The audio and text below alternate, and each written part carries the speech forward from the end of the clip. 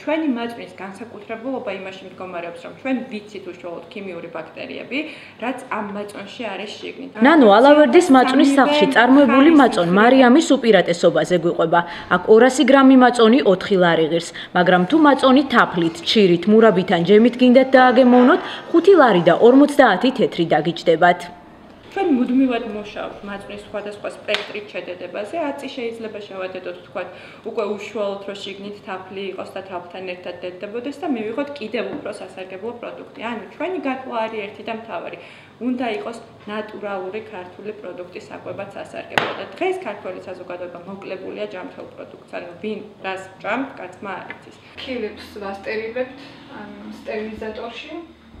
ადუღებული რძე გადაგვაქვს ქილებში და ამის შემდეგ შესაბამის ტემპერატურაზე გამთბარ თერმოსტატში ვდგავთ, სადაც მიდის მაწვნის ჩადედების პროცესი. მაწვნის დასამზადებლად 1 ლიტრ რძეს ადგილობრივი მესაქონლეებისგან 80 თეთრად ყიდულობენ. წარმოებული პროდუქტის სიძვირეს მისი შემადგენლობით ხსნიან, რომელსაც მაწვნის ეგრეთ წოდებული დედო ჰქვია. მაწვნის სახლი ძირითადად ტურისტებზეა გათვლილი, თუმცა ამ პერიოდში მათი სიმცირეა. ფასია გამომდინარეობს იქედან, რომ ეს არის კვების ობიექტი, ეს არის კაფე, მაწვნის სახლი და ვთქვათ, ამ ნატურალური პროდუქტის ღირებულება არის საკმაოდ მაღალი, თვითონ აი ამ დედოდან გამომდინარე. არ შეიძლება. 4 ლარი ღირდეს 200 გრამიანი. რა არის ისეთი?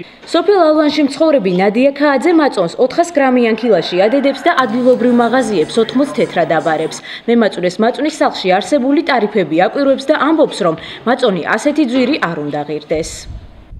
აი ამ კილოში ვადედებ. დაახლოებით 400 გრამიანია. შარშან ვაბარებდი 70 წელს ვაბარებ 80. რძესთან შედარებით კარგი ფასია. რძეს 80 ვაბარებ ლიტრას. და მაწვანს 9 ლიტრას. სხვა დედა თუ არსებობს არ ვიცი. მაწვანი თვითონ დედაა.